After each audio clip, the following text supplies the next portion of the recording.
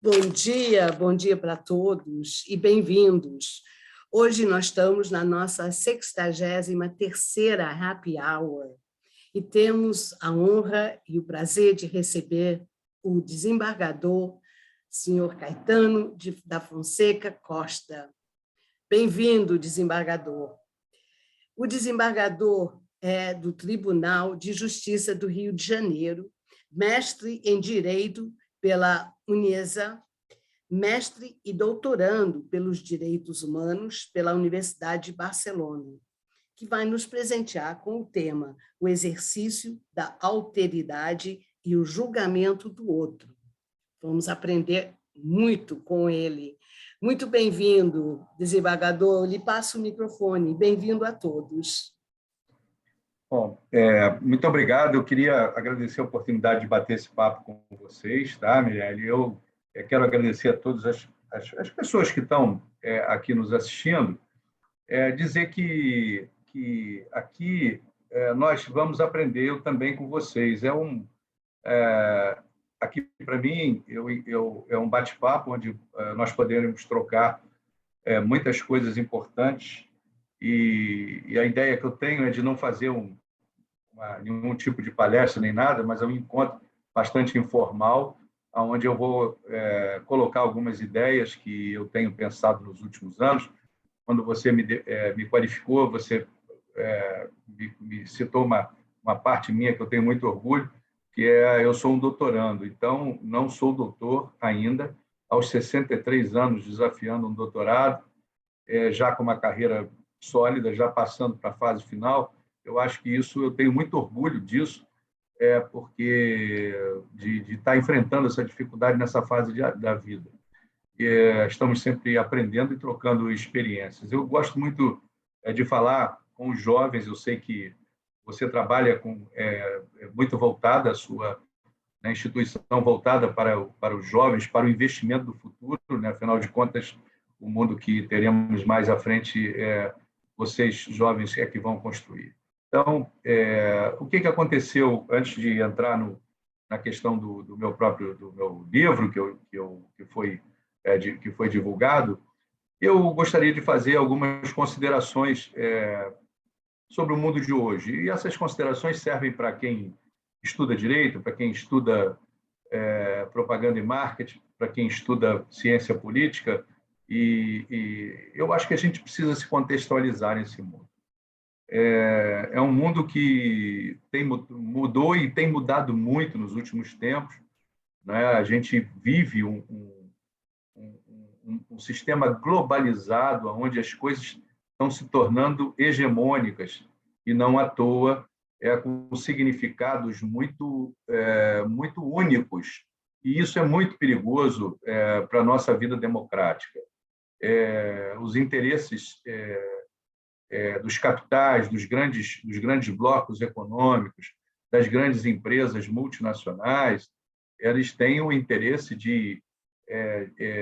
em fomentar esse nosso individualismo, e a gente vai adormecendo, né, dentro de nós mesmos, e a gente cada vez tem mais dificuldade de vivenciar, de entender e de desafiar o outro. A gente vai se fechando dentro de uma bolha, e essa bolha, quando ela é uma bolha que nos oferece o conforto de ter um único significado, a gente começa a ficar acomodado nessa bolha, dentro da nossa família, dos nossos amigos, do nosso trabalho, e não consegue sequer visualizar o outro que está do nosso lado, as desigualdades estruturais que estão acontecendo, as questões, as dificuldades raciais, aqui no Brasil particularmente, que enfrentamos, as questões de gênero, que obviamente são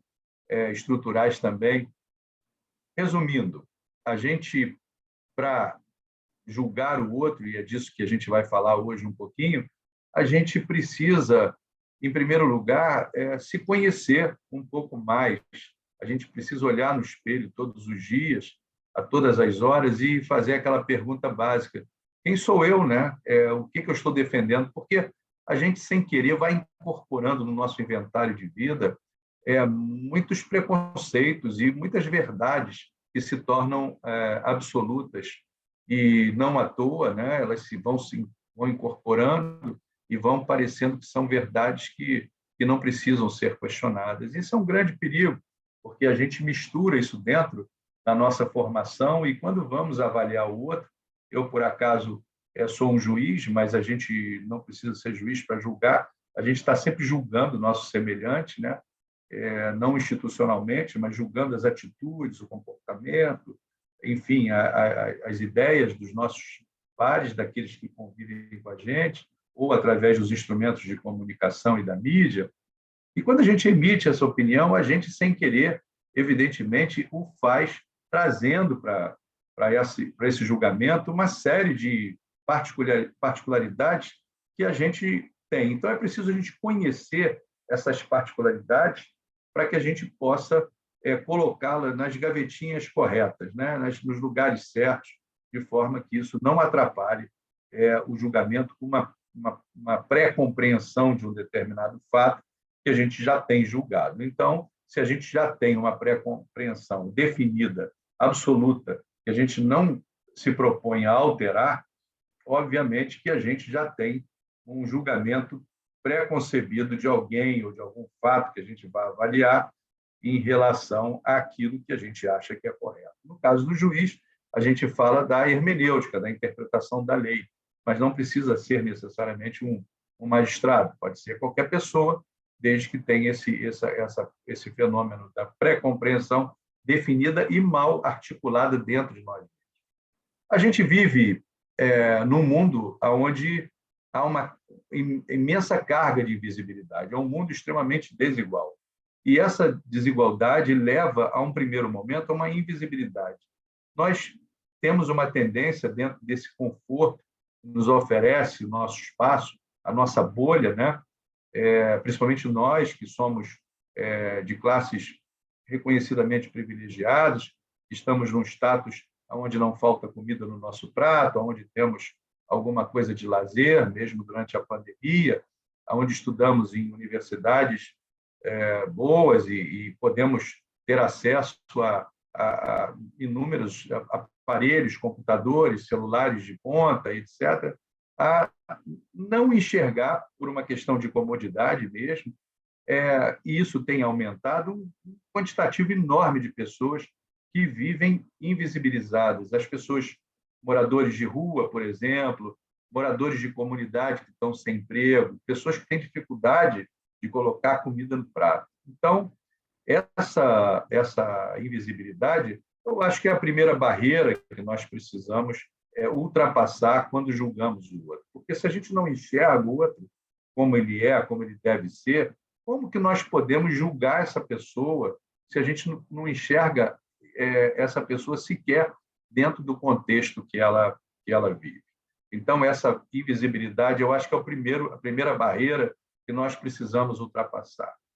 Acho também, isso não é exaustivo, a gente precisa também, além de enxergar o outro, a gente precisa sentir o outro, sentir de verdade o outro. E aqui entra, eu vou desenvolver mais à frente um pouquinho mais, a questão da alteridade, né, da empatia.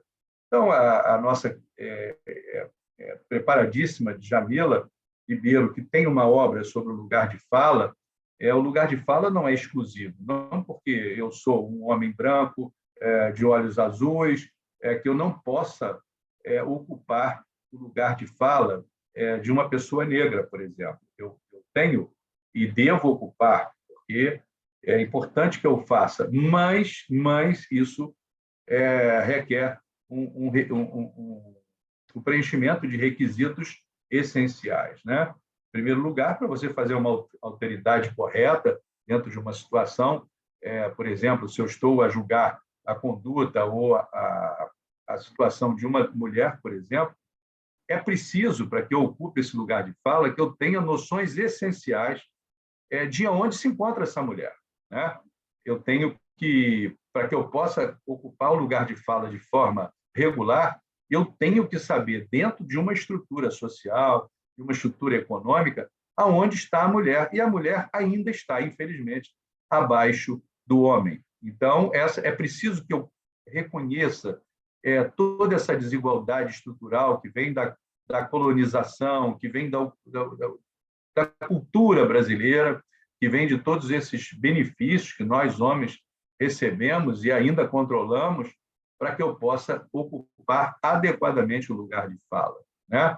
Da mesma forma, quando eu falo da questão racial, é preciso saber, eu não posso ignorar os efeitos da nossa escravidão, que ainda permanecem até hoje. É preciso saber, por exemplo, no meu tribunal, onde éramos até há pouco tempo 180 desembargadores, que nós tivemos 2 ou 3, eu posso contar, 2 ou 3 desembargadores, e a maioria homens negros. Quer dizer, então, isso traz um desequilíbrio completo em relação a uma equidade que seria necessária. E quantas mulheres? Negras? Não só negras, mulheres, Não, dentro desse mulheres, número.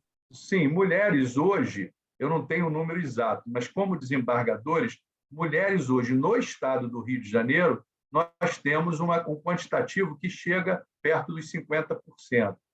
Chega a ser equilibrado, mas ainda inferior.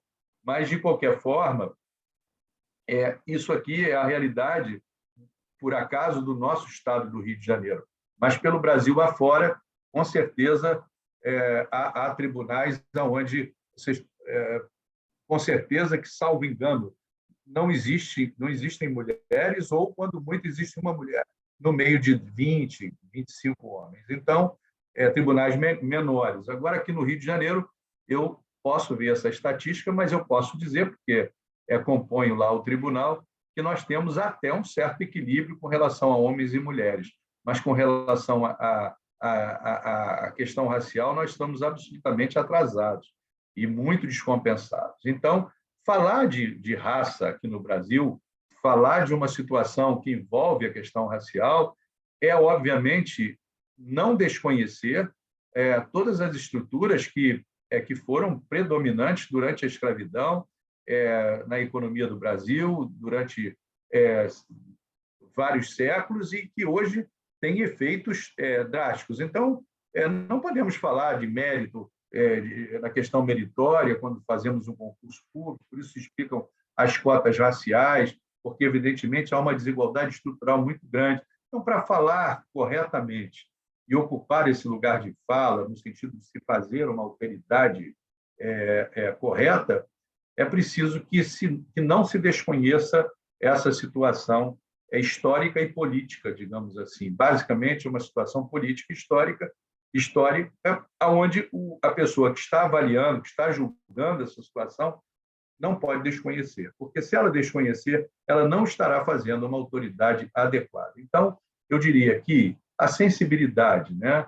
A questão do coração sempre é importante, a questão do autoconhecimento e a questão da contextualização da situação do outro é fundamental, nos dizeres de Djamila, para que se faça minimamente uma alteridade adequada.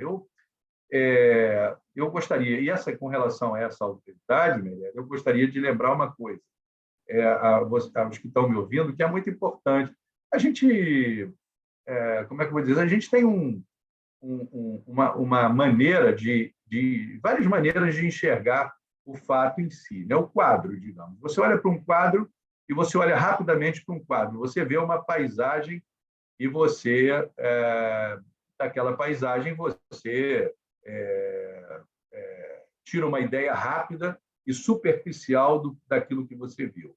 Mas, se você for olhar o quadro com olhos de ver, você vai ver que, por trás daquela tela, tem toda uma história, tem todo um contexto, aonde aquele quadro foi pintado, por quem foi pintado, qual a vida desse artista que pintou o quadro, o que ele quis retratar, o que ele quis colocar.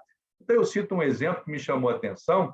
Há muitos anos atrás, eu abri o jornal e li assim que o porta-aviões americano, de não sei quantas toneladas, havia encostado aqui na nossa Praça 15, estava aberto à visitação. Bom, esse é o quadro que você olha e vê. Poxa, que delícia, vamos visitar esse porta-aviões que, por acaso, é 10 vezes maior do que o que a gente tinha aqui na Marinha Brasileira. Mas você Por não pode se contentar com... acaso, não Ah, era o USS Nimitz? sim, acho que sim. E você sabe que eu estava trabalhando, eu Ah, tinha uma equipe de 300 guias, intérpretes e motoristas de turismo sob meu comando. que bom, que bom. Foram 4 dias trabalhando com eles e eles estavam em alerta. Era na época da guerra no Líbano.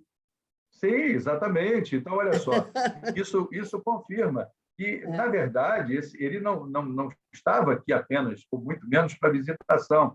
Esse porta-aviões tinha uma função geopolítica Tinha. dentro de toda essa situação mundial, seja econômica, seja política, e que justificava a estadia dele aqui no Brasil. No mínimo, vamos falar assim com toda franqueza, o americano estava dizendo, olha o meu poder naval. Ele está demonstrando e passeando pelo mundo um poder naval infinitamente superior a qualquer outro. Então, isso é o que está por trás da notícia. A gente precisa entender aquilo que está por trás. As pessoas que conseguem visualizar dentro do quadro, digamos assim, são pessoas que, obviamente, vão estar com uma sensibilidade e uma particularidade dentro da profissão que escolheram muito maior. Então, aos jovens que nos assistem, eu digo isso.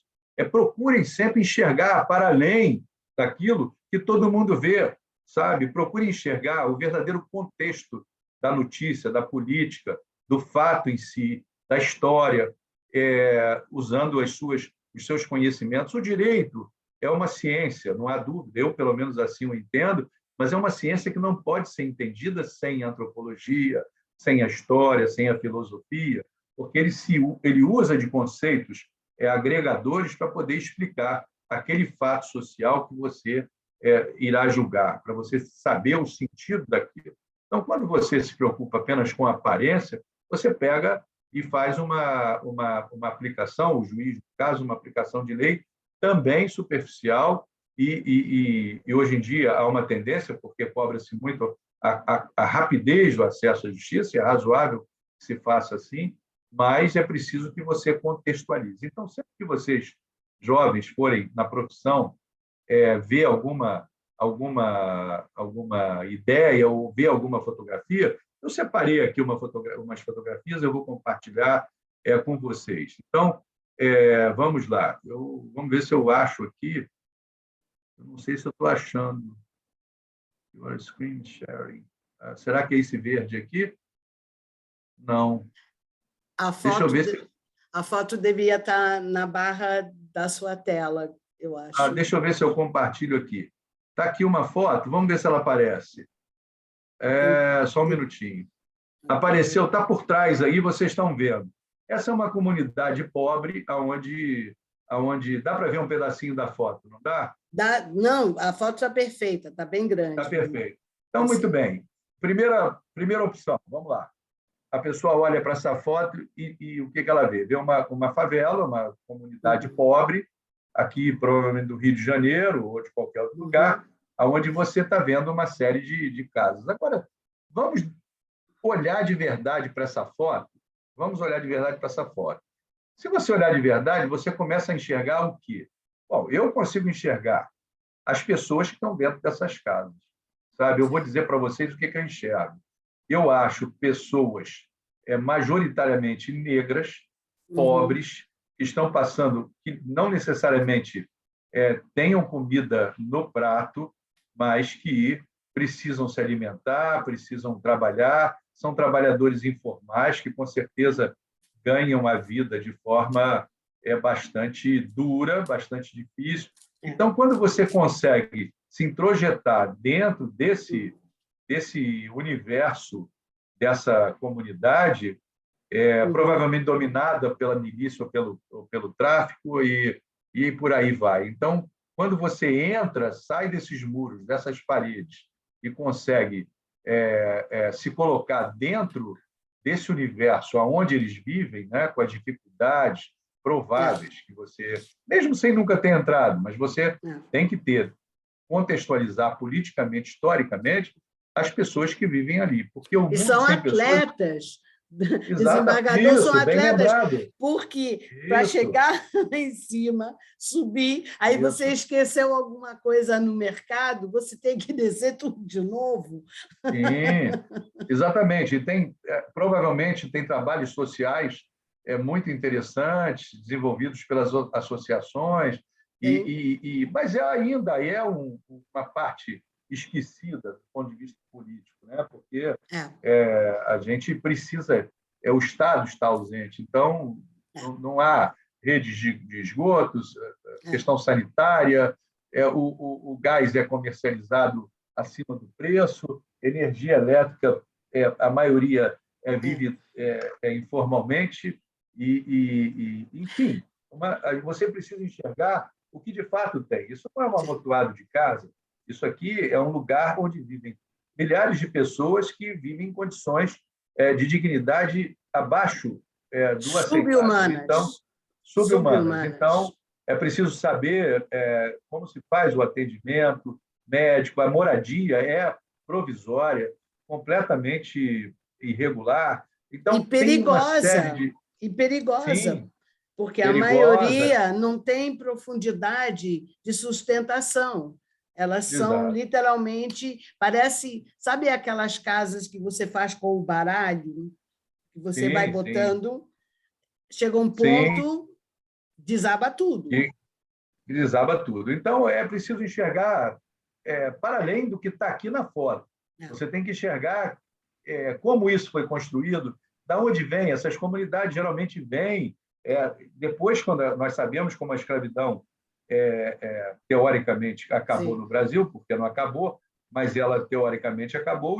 é, Toda, exatamente todos os antigos escravos foram procurar residência aqui no Rio de Janeiro, começaram a formar as favelas, porque era onde eles conseguiam ter a sua moradia. E aí nós tivemos todo uma questão, temos uma questão onde o Estado está hum, ausente, onde a moradia é deficitária, o ensino, enfim. Então, o que eu quero dizer vamos olhar para dentro dessa favela e não pela superficialidade. Vamos ver o contexto disso. Porque quanto quando vale julgamos... uma vida, desembargador? Exatamente, Né? exatamente. Então, é isso que eu acho que vocês têm que exercitar. Ou seja, na profissão que vocês escolheram, vocês têm que exercitar essa particularidade, Análise, essa análise, característica, fazer uma análise do contexto social histórico aonde está situada essa situação que vocês estão a apreciar. Não há como retirar da história e de todas essas noções anteriores a questão do ser humano. O ser humano está sempre presente. E esse ser humano, que é o ponto central, a meu ver, da nossa preocupação, ele precisa ser contextualizado, porque se não contextualizar, você não ocupa uhum, regularmente o lugar de fala e não consegue fazer uma alteridade minimamente responsável. E eu falei da invisibilidade, eu falei aqui da questão do sentimento, da alteridade, da necessidade de nós ocuparmos o lugar do outro antes de podermos julgá-lo. Por fim, eu antes de passar outro ponto, eu gostaria de falar do respeito às diferenças, porque também, quando a gente vai ocupar o lugar do outro, a gente encontra uma série de particularidades nesse ser humano, de diferenças, uhum. que são diferenças que a gente tem que absorver. A gente pode não concordar. Assim, a concordância ela não é fundamental, a meu ver, mas o respeito às diferenças é. Você precisa exercitar uma escutativa. No mundo de hoje, que a gente vive, sendo sugado pelos nossos eletrônicos, Uhum. a gente precisa ter um tempo para escutar o outro, para entender o outro. Porque se a gente não tem uma escutativa, a gente não consegue também incorporar o que o outro tem a dizer. Então, Eu acho que vamos... a discriminação, doutor, se o senhor me permite, já começa a partir do momento da onde a pessoa vive. Ela vivendo nessa comunidade, já começa uma certa discriminação. Você já olha supostamente para ele de uma forma pejorativa. Isso. E ele é um São os ser humano. nossos preconceitos. Exatamente. Ele é consequência, eu acho, do egoísmo da sociedade. Exatamente. Então, essa questão das diferenças, a gente precisa escutar e precisa respeitar. Ainda que você não conclua, digamos, necessariamente pelo acerto, né? Pode ser que, no caso do juiz, ele é obrigado a dar uma decisão. Ainda que ele não acolha essa situação que ele é peculiar, que ele é diferente, ele precisa passar pelo caminho de entender, aceitar e respeitar. Bom, se ele vai aceitar ou não, por quê? Porque esse processo faz parte da própria transformação do ser humano. Depois que você entende e vive essa diferença, se você respeita essa diferença, você pode não concordar com essa diferença, mas essa diferença vai te depurar, vai fazer você um ser humano que passou, pelo menos, a refletir nesse processo de pré-compreensão, porque nós estamos mudando sequencialmente, nós não paramos de nos aprimorar. Então, quando a gente vê uma situação diferente, e é preciso dizer que as diferenças são exatamente a diferença.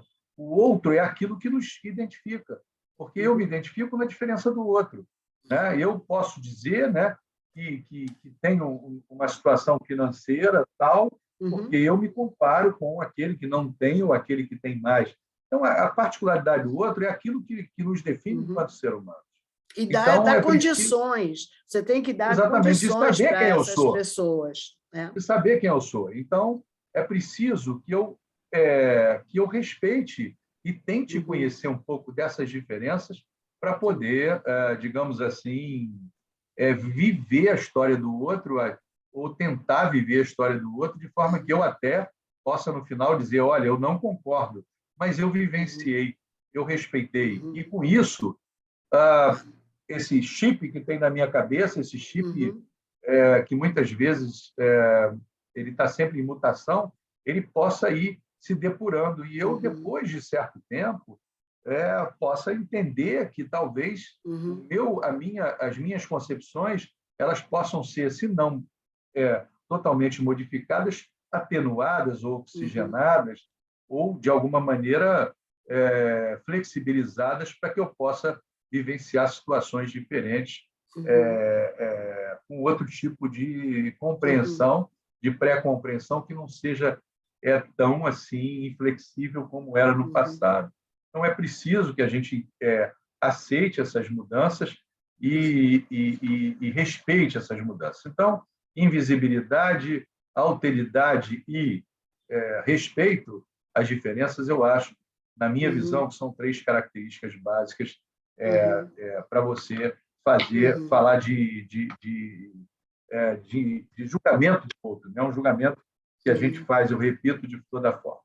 Eu agora gostaria de entrar um pouquinho nessa no livro que eu escrevi. Esse livro é fruto de um mestrado que eu fiz na cidade de Barcelona no ano 2010, 2011. E com as anotações do mestrado, eu publiquei esse livrinho, que é um livrinho que eu pensei muito nos Nós vamos fazer um sorteio. Nós vamos fazer um sorteio. Tá bem. Esse livro é um livro que sempre me intrigou, como pessoas diferentes, vindas de lugares tão diferentes, com concepções tão diferentes, poderia interpretar a lei, porque nós, juízes, viemos de todos os lugares. A verdade é essa, viemos de todos os cantos, e nós todos chegamos a esse lugar da magistratura, tendo que julgar nosso semelhante, que, ao contrário do que muita gente diz, não tem nada de divino. Eu acho que é humano e muito humano e super-humano, porque não é nada de divino. A gente tem que julgar o outro, pelo contrário, com as limitações humanas que nós temos. Então, é bastante complicado. Antes fosse divino, seria muito mais fácil, mas não é. Então, nós temos que julgar o nosso semelhante com as concepções, com as ideias que nós temos. Então, baseado nessa curiosidade, digamos assim, eu criei. Mas só que eu gosto de ler, confesso que eu tenho assim uma certa preguiça de ler obras muito teóricas, muito carregadas. Eu, então, descobri no storytelling uma metodologia mais leve de leitura, né? Você contar as histórias e introduzir os seus pensamentos através de situações práticas que podem ser ficção ou não, né? E no meu caso, como eu sempre fui fã da Legião Urbana, eu criei dois personagens que eu botei o nome de Eduardo e Mônica em homenagem à música, né? E eu aí pensei, por acaso, criei um personagem muito pobre que veio da periferia, veio de uma comunidade, um homem negro e pobre.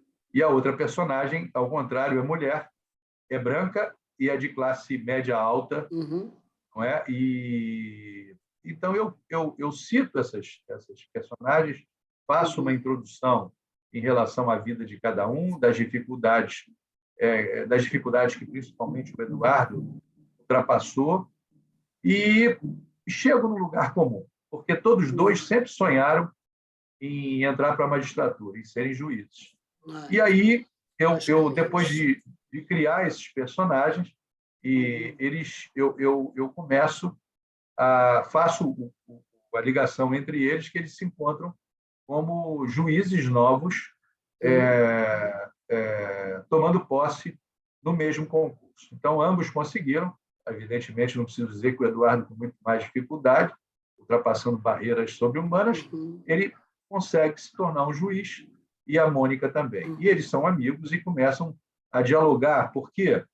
Porque nós, juízes, somos obrigados a estudar, ao contrário do que do imaginário popular. Nós somos obrigados, pela Escola Nacional, a preencher um quantitativo de horas em cursos e de preparação. Há duas modalidades, rapidamente falando. Há uma modalidade de um curso de 480 horas, que é obrigatório para todos os juízes que ingressam na magistratura. Todo juiz que passa num concurso é obrigado a ficar na escola judicial. Eu tive a oportunidade de dirigir a escola aqui do Rio de Janeiro nos anos de 2015 e 2016. Trabalhei com uma turma de juízes novos excepcionais, são jovens de mais ou menos, em média, 30 e poucos anos, que sabem muito a técnica do direito, mas o curso é voltado para a humanização desse juiz, porque nós entendemos que um juiz que não tenha desenvolvido esse lado humano não consegue aplicar a lei corretamente. Então, são 480 horas que eles ficam disponíveis, são praticamente 4 meses que eles ficam estudando na escola e aprendendo o que é a vida de juiz, como devem. Então, o Eduardo e a Mônica passam no concurso e começam. Eu trago, então, a minha experiência da Escola da Magistratura do Rio de Janeiro, que é a Emerge, que tem cursos, aliás, fantásticos. Eu lá estou presidindo o Fórum de Direitos Humanos, e a Adriana, por exemplo, trabalha muito a questão de gênero, preside o Fórum de Violência contra a Mulher. Então, nós temos ali fóruns muito bacanas. De vez em quando eu já assisti, eu recebo convites. Exatamente, que se entre no site da Emerge, porque assim é uma produção intelectual muito boa. Eles dão certificado e é gratuito. Então, sim, eu já fui algumas vezes. Atividades são muito boas. E tem, assim, pessoas... Agora, com a pandemia, onde nós introduzimos a questão do meio eletrônico, fica, inclusive, mais fácil para as pessoas que estão em outros países e tal, grandes professores, grandes pensadores, para falar. Né? Eu tenho uma curiosidade, desembargador. Sim. Quando você julga em primeira instância, né, são juízes formados que já têm alguns anos de experiência, correto? E aí a pessoa é condenada. Okay? As provas mostraram que aquela pessoa realmente cometeu um crime. Mas aí ele vai para a segunda instância para, tipo assim, reavaliar se a primeira instância realmente o condenou, porque tinha base para isso, correto? E aí a segunda instância bate martelo dizendo realmente ele é criminoso. Aí essa pessoa Primeira instância, criminoso. Segunda instância, criminoso. Ele não deve ir preso, não? Bom, aí o que você está questionando é o que está se questionando no momento, que é a questão da prisão em segunda instância. É. Isso é uma questão de política, porque, na verdade, a nossa Constituição Federal, o Supremo foi para um lado, depois foi para o outro recentemente.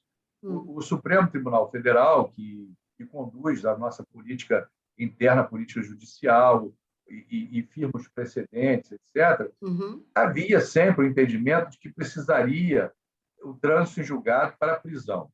E assim foi durante muitos anos.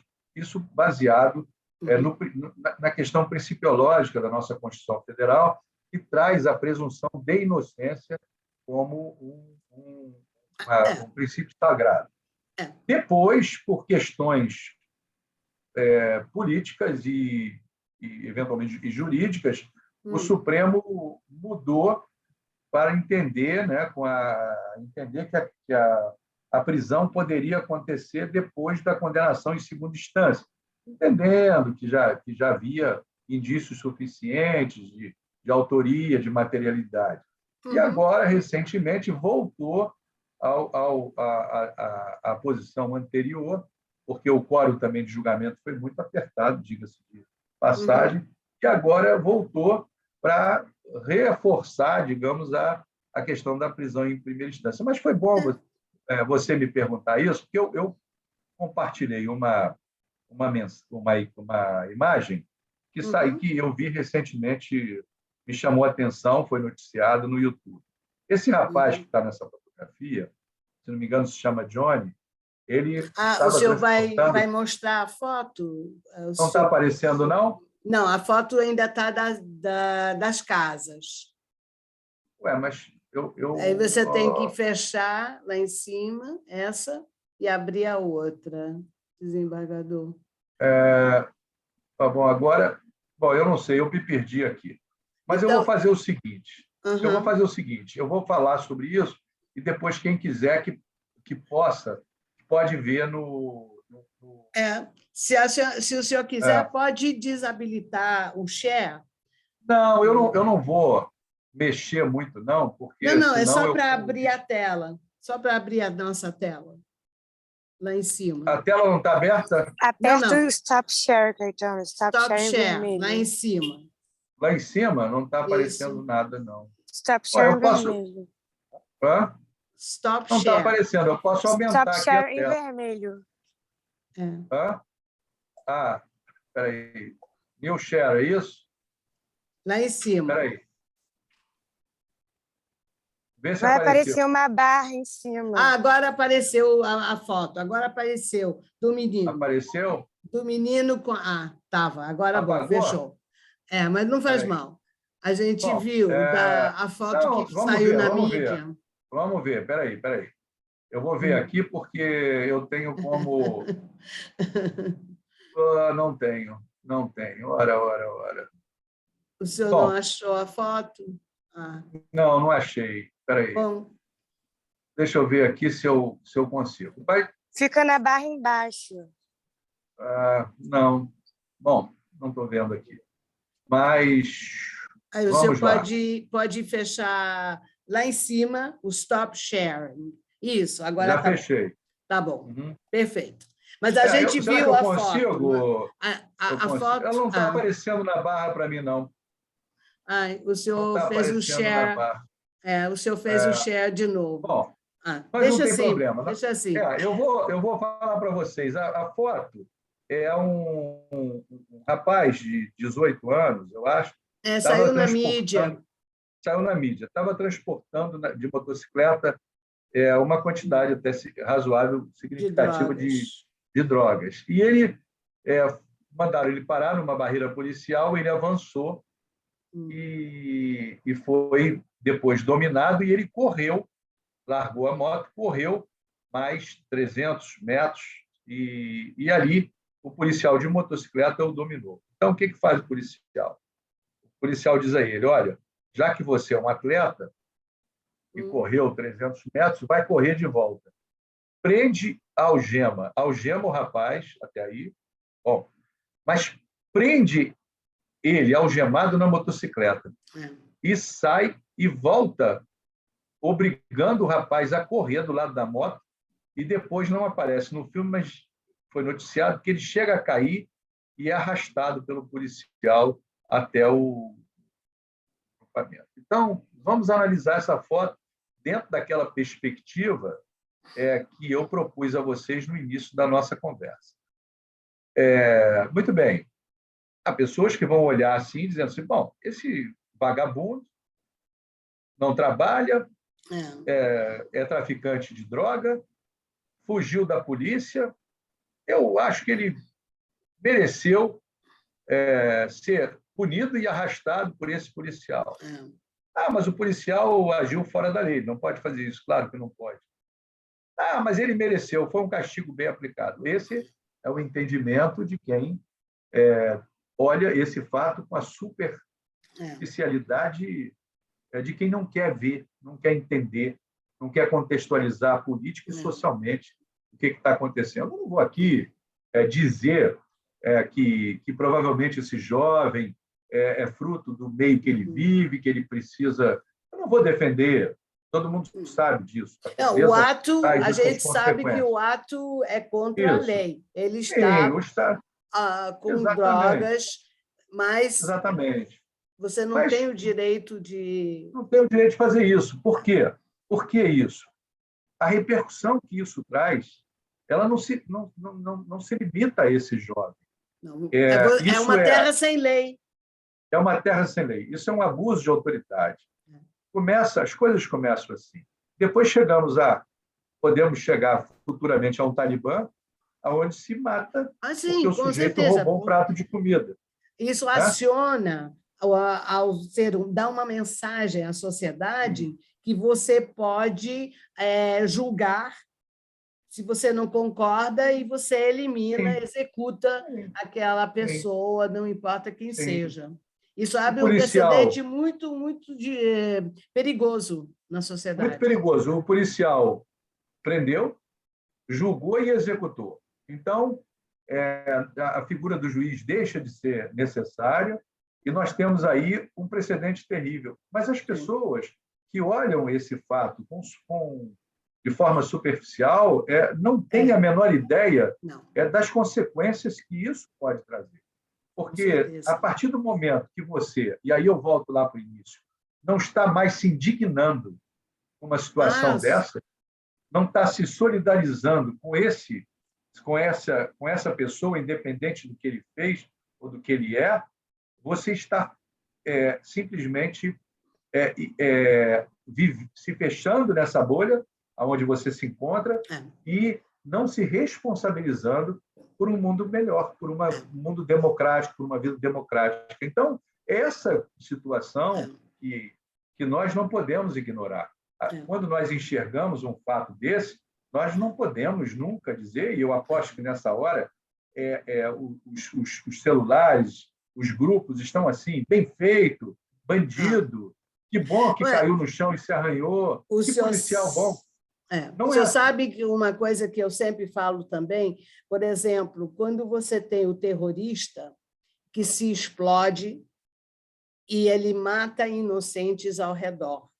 Ali, a humanidade bateu no fundo do poço, porque quando você não respeita o valor da vida, o que sobrou? Nada. E a gente não pode chegar nesse nível. A vida, não importa quem você ela é preciosa, ela é única. Nós temos, sim, que dar condições melhores de sobrevivência. Da mesma forma que o reino vegetal necessita de todo o cuidado, a terra, o adubo, o sol, a água, o bicho, o cachorro, o leão, enfim, também tem que ter condições de sobrevivência, e o ser humano. Exatamente. Então, o que eu concordo plenamente. A nossa Constituição Federal, no preâmbulo, está lá. Então, nós temos que basear nosso entendimento na questão da dignidade humana. Vejam como você pode admitir que um ser humano possa ser tratado com o mínimo de dignidade se ele é algemado, obrigado a correr e arrastado por uma motocicleta. Quer dizer, olhem, assim, já olhando de cara, eu vejo nisso um ato de extrema covardia, Sim. Sabe? É assim, uma brutalidade, uma arbitrariedade desnecessária. Totalmente abusiva. Então, o que acontece? Mas nós estamos naturalizando esse tipo de comportamento. E esse é o grande perigo que a humanidade, que está, repito, bastante adormecida pelo consumo, pelas nossos interesses os valores individuais, pelos nossos valores, a gente está deixando de se indignar com essas situações. E a terceira imagem que eu ia mostrar, já caminhando, meu tempo já está se esgotando, eu ia mostrar uma terceira imagem que a felicidade também foi bastante divulgada, de um menino pobre, de um rapaz, um menino negro pobre, dentro de um lixão, quando encontrou uma árvore de Natal. Porque essa árvore de Natal me impressionou. O rapaz nunca tinha tido uma árvore de Natal. O Natal é uma simbologia, um ato de solidariedade, é um ato de amor, onde, culturalmente, do ponto de vista religioso, nós celebramos a vinda de Jesus Cristo, que foi independente de olharmos com qualquer tipo, qualquer perspectiva religiosa, digamos assim, foi um sujeito que pregou o amor, que pregou a família, indiscutivelmente a família, a solidariedade, a ajuda, né? Então, é uma coisa assim muito emblemática ver uma imagem como essa, né? Que tipo de solidariedade nós do mundo de hoje estamos dividindo, compartilhando, quer dizer, uma solidariedade onde nem tudo é dividido, e o mundo vai se tornando pior, o meio ambiente. O sonho dele, né? Aquela árvore, para ele, era um sonho quase que impossível, né? Mas aí ele achou no lixão. Mas depois ele ganhou, né? Ele ganhou uma árvore. Ganhou, pois é, mas o olhar dele para a árvore, para mim, foi muito emblemático. Então, mas eu posso falar uma coisa, Juiz, claro. Se o senhor me permite? Eu, às vezes, assisto em alguns programas na televisão, e quando você vê aqueles programas que visitam casas assim muito simples, eu não gosto de falar a palavra pobre. Pobre, para mim, é pobre de espírito.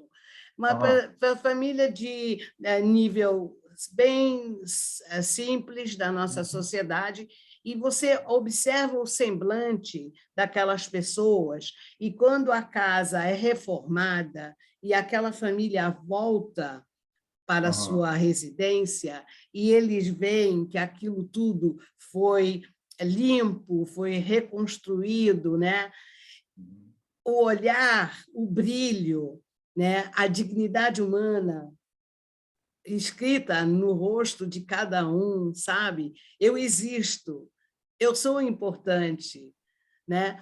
Eu acho isso é uma mensagem enorme para a sociedade, né? A gente precisa, sim, estender a mão para que essas pessoas tenham melhores condições, que ali você diminui a violência.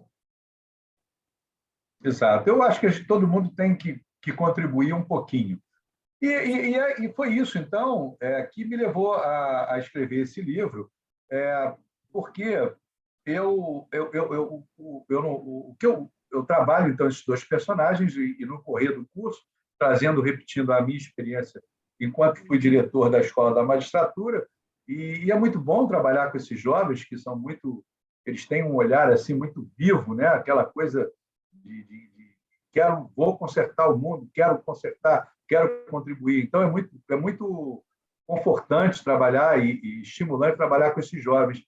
E aí eles chegam, e eu aí chego na conclusão do livro, mais ou menos passo pela alteridade, passo por uma série de coisas, e eu chego à conclusão que, no fundo, a gente pode sair de lugares diferentes, a gente pode ter inventários de vidas diferentes, a gente pode e tem histórias diferentes, mas o importante para você, eu me refiro a juiz, mas isso acho que vale para todos nós, o importante quando você vai julgar alguém é você respeitar, principalmente, algumas regras que são muito essenciais.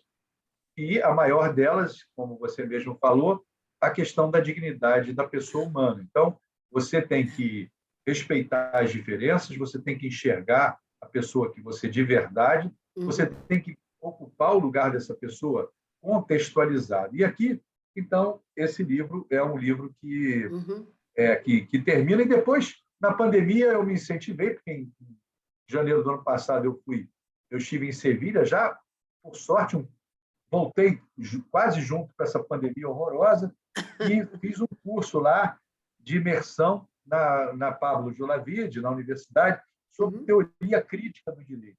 E desse livro, é um curso baseado em toda a obra do saudoso professor Joaquim Herrera Flores, quem é do direito há de se lembrar, e eu fiz um segundo livro fazendo uma aproximação da teoria do Joaquim Herrera Flores com a teoria do nosso estimado professor Boaventura Souza Santos. E, para minha felicidade, mandei o texto para ele e ele concordou em fazer o prefácio. Então, esse livro é um livro que já num patamar aí já mais para o pessoal do direito mesmo, e esse livro chama-se Para Além da Escuridão, por uma Justiça Emancipatória.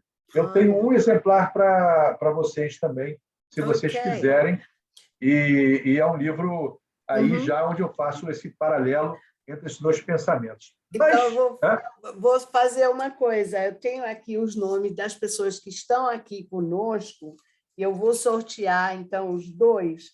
E a pessoa que for que receber o prêmio, eu preciso do endereço de vocês. Se vocês possam escrever no site para que... Estou aqui mexendo, vamos lá, pegar o primeiro. Vamos ver quem foi contemplado com o primeiro livro. Rivka, você minha foi tia, Andréia. Bom, mas ela recebe, então, o primeiro livro, Rivka.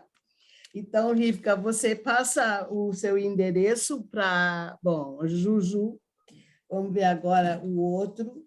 Vamos lá, deixa eu mostrar aqui, tá aqui. Vamos pegar. Vamos ver quem vai ser agora. Opa, veio 2, então vou pegar aqui, esse. A Tayla. Tayla, cadê Tayla? Ela está aí. Tayla, você está me ouvindo, querida? Ela saiu? Ela caiu? Ela saiu, é Thalia. É Thalia? Mas acho que ela saiu. Então, Thalia, você sabe o para endereço? Mauricéia Lacerda. Olha, eu tenho um para a Mauricéia, está aí, eu também mando um para ela, tá bom? Ok. Tá, muito obrigada, desembargador, pela sua gentileza. Um bom presente de Natal, né? Tá bom. E gostaria de lhe agradecer imensamente, desembargador, porque realmente o direito, para mim, é fundamental. A justiça, ela é uma das coisas mais importantes nas nossas vidas. E o senhor sabe, o meu sobrenome de solteira é Mizan, M-I-S-A-N. Em hebraico e árabe, mezan quer dizer balança, o símbolo da justiça. Da justiça. Exato. A nossa balança está muito descompensada, a gente precisa trabalhar. Nós precisamos de ajustes, exato.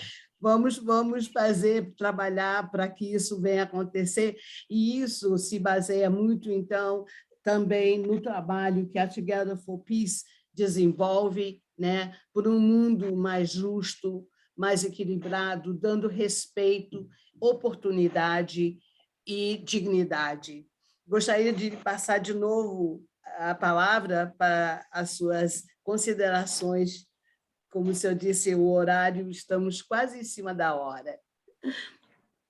Eu queria agradecer a quem dividiu comigo esse espaço. Vejo aqui a minha cunhada, a Rivka, a Andréia. Obrigado, Andréia, pela sua Mauricéia. Todos e todas aí que que organizaram. É muito A bom a gente Maurícia bater aí um papo. escreveu uma mensagem. Escreveu uma mensagem. Isso. Ah, Pode ler, que bom. Ju.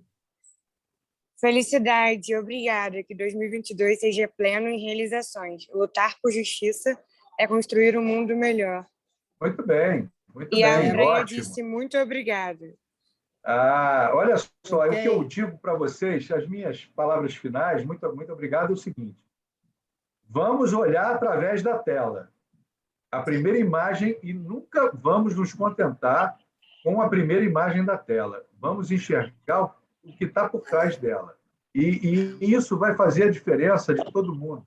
É nisso que as pessoas, quando conseguem contextualizar dentro de uma historicidade, de uma política e de um desnível, posso dizer assim, social, econômico, racial, de gênero. Quando você realmente coloca os pingos nos is, aí você pode eventualmente se contentar com o que você viu, mas jamais se contentar com a primeira imagem, porque a primeira notícia, ela geralmente é aquela que eles querem que nós vejamos. Querem que a maioria das pessoas que não quer enxergar se contente com ela. E é por isso que nós temos que nos preocupar em enxergar para além da primeira imagem que se encontra na tela. Então, essa é a minha colocação e fico muito feliz aí, desejo muito sucesso para você nessa luta pela paz, que é uma luta... uma vez me falaram que a diferença entre um problema complicado e um problema complexo, se não me engano. Se é um problema complicado, a solução é complicada, mas ela resolve. Um problema complexo, a gente administra e da melhor forma possível. Né? O mundo é um mundo que a gente tem que sonhar que a paz vai ser para todo mundo, mas a gente sabe que isso tem uma complexidade que talvez... Mas isso não nos faz desistir de continuar administrando da melhor forma possível essa resistência, essa luta pela paz. Então, é isso que nós temos que fazer para poder... E a paz, com certeza, e aí fica minha última observação, ela está vinculada com extrema proximidade à diminuição das desigualdades, porque a paz, ela pressupõe dignidade, ela pressupõe felicidade, ela pressupõe uma série de qualidades e particularidades que o ser humano não pode ter paz quando tem fome. O ser humano não pode ter paz quando não tem um teto razoavelmente seguro para se esconder da chuva e do frio. Um ser humano não pode ter paz quando está no meio de um tiroteio, sem saber a que horas que a polícia vai adentrar e vai trocar tiro com os traficantes. O ser humano não pode ter paz numa situação onde ele pode ser assaltado na rua a qualquer momento. O ser humano não pode ter paz. Ele, para ter paz, e é importante, ele tem que ter uma qualidade mínima de dignidade, uma qualidade mínima de vida que ele possa. E para isso, e aí sim eu encerro, ele tem que entender que ele só vai ter isso quando isso for para todo mundo. E essa pandemia deu essa dimensão. Nós temos que olhar o ser humano dentro de um contexto globalizado. Né? Não adianta nós termos comida e a África não ter. Não adianta, porque as coisas hoje ficaram muito claras com essa Covid-19, essa pandemia. O sentimento de dignidade, de divisão, de qualidade mínima, de dignidade, é para todo mundo, porque se não for, nós não teremos paz, nem de espírito, nem paz externa, nem interna. Então, eu acho que essa é a grande lição que a gente está aprendendo e agradecer, Mirelle, pela oportunidade desse bate-papo que me trouxe também muito boas reflexões, tá? Muito obrigado. Para a gente é uma honra e o assunto nos interessa muito. Acredito que a gente vai ter outras oportunidades, desembargador, de poder estarmos juntos e queremos já, de momento... A Rivka, você tem uma pergunta? Eu estou vendo você com a mão levantada. Andréia, pode falar ou escreve por mensagem, se você tiver alguma pergunta. Oi, Andréia. Não sei se ela vai mandar, Aurélio. Qualquer coisa, se ela quer tiver uma falar? pergunta, eu te Ah. aviso depois. Ok. Não, tudo bem. E eu quero A já Mauricéia escreveu o aproveitar. endereço dela. Assim, eu já fotografei a Ju, e aí eu vou te passar o endereço.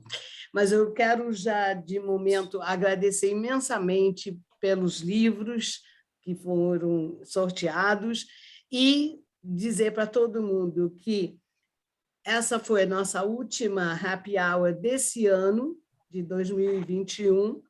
Queremos desejar a todos boas festas, cheias de luz, amor, saúde e paz, e que a gente entre em 2022 cheia de vontade por um mundo melhor. A gente se vê lá. Até o ano que vem. Um beijo. Tchau. Muito obrigada. Um beijo, tchau, obrigada. Tchau, tchau, tchau.